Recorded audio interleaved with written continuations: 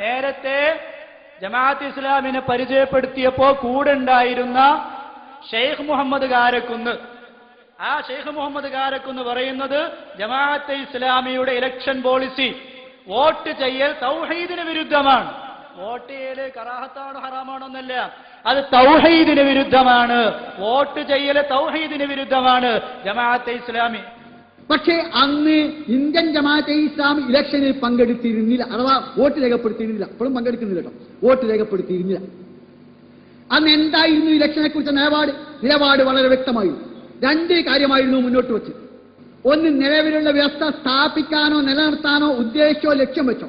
ഒന്നുകൂടി തെളിയിച്ചു പറഞ്ഞാൽ, അനിസ്ലാമിക വ്യവസ്ഥ സ്ഥാപിക്കാനോ നിലനിർത്താനോ ഉദ്ദേശിച്ചോ ലക്ഷ്യം വെച്ചോ ഇലക്ഷനിൽ പങ്കെടുക്കുന്നതും വോട്ട് രേഖപ്പെടുത്തുന്നതും തൗഹീദിന് വിരുദ്ധമാണ്, അനിസ്ലാമികമാണ്, പാടില്ലാത്തതാണ്, നിഷിദ്ധമാണ്.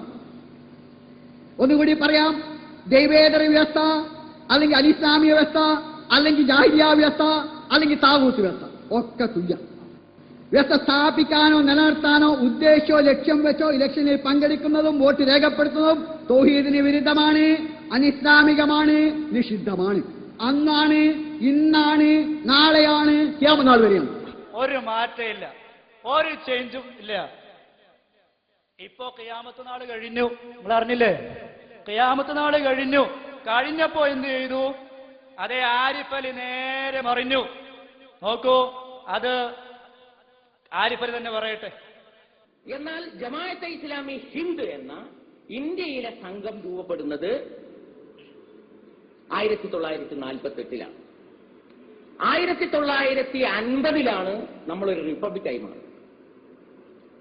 അതിനുശേഷമാണ് ഇന്ത്യയിൽ ഇന്ത്യൻ ജനത എന്താണ്, ഇന്ത്യ എന്ന രാഷ്ട്രം എന്താണ് എന്ന് നമ്മൾ തന്നെ നിർവചിക്കുന്നത്.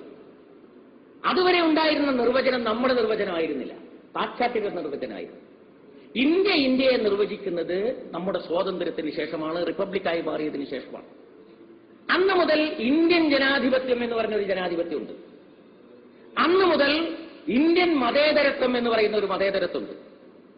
അന്ന് മുതൽ നാനാത്വത്തിൽ ഏകത്വം എന്ന് പറയുന്ന ഇന്ത്യ ഉയർത്തിപ്പിടിക്കുന്ന ഒരു ആശയമുണ്ട്. 1948 രൂപീകൃതമായിട്ടുള്ള ജമാഅത്തെ ഇസ്ലാമി ഹിന്ദ്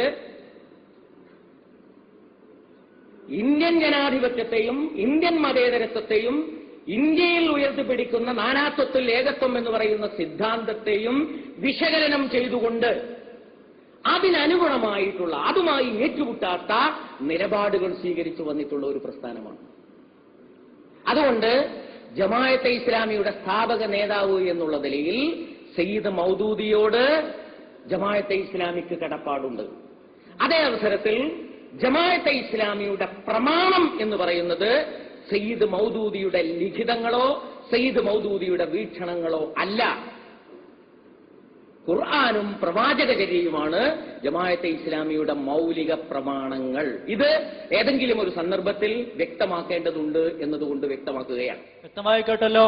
ജമാഅത്തെ ഇസ്ലാം ഉണ്ടാക്കിയതാരാ? അബ്ദുൽ മൗദൂദി. ആ മൗദൂദിയുടെ ആശയങ്ങളും ആദർശങ്ങളും ഞങ്ങൾക്ക് വേണ്ട. സ്വന്തം തന്തയെ തള്ളി പറഞ്ഞു അല്ലേ?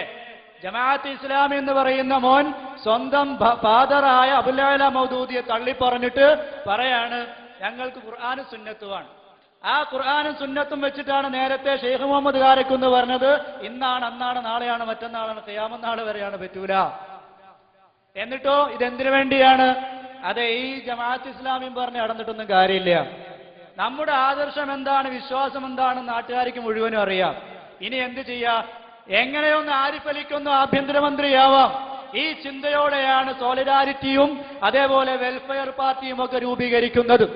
ആ രൂപീകരണത്തിന് വേണ്ടി ജമാഅത്തെ ഇസ്ലാമിയുടെ ഭരണഘടന തിരുത്തി പറയട്ടെ ആരിഫ് അലി. മാത്രമല്ല, ജമാഅത്തെ ഇസ്ലാമി അംഗങ്ങൾക്ക്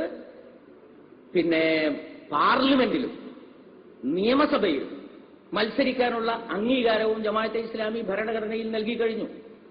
ജമാഅത്തെ ഇസ്ലാമി എന്ന് പറഞ്ഞാൽ അതിന്റെ വളർച്ചക്കനുസരിച്ചും നാടിന്റെ മാറ്റങ്ങൾക്കനുസരിച്ചും പരിവർത്തനങ്ങളിലൂടെ നീങ്ങിക്കൊണ്ടിരിക്കുന്ന ഒരു പ്രസ്ഥാനമാണ്.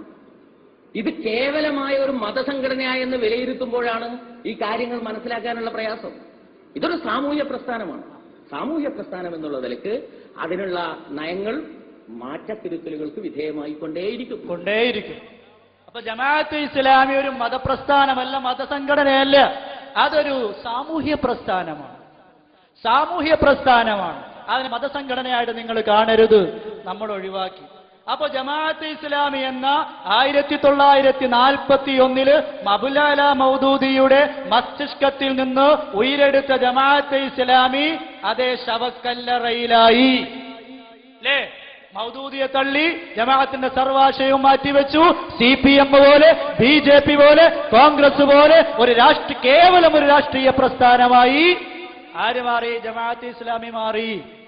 അപ്പൊ ഇനി അതിനെക്കുറിച്ച് ചർച്ച ചെയ്യേണ്ട ആവശ്യമുണ്ടോ ദീനിന്റെ വിഷയത്തിൽ? ഇല്ല. അതുകൊണ്ട് അവിടെ നിർത്തുകയാണ്. അപ്പൊ ജമാഅത്തെ ഇസ്ലാമിക്ക് സൈലന്റ് അറ്റാക്ക് വന്ന് തട്ടിപ്പോയി. ആരും അറിഞ്ഞില്ല മരിച്ചത്.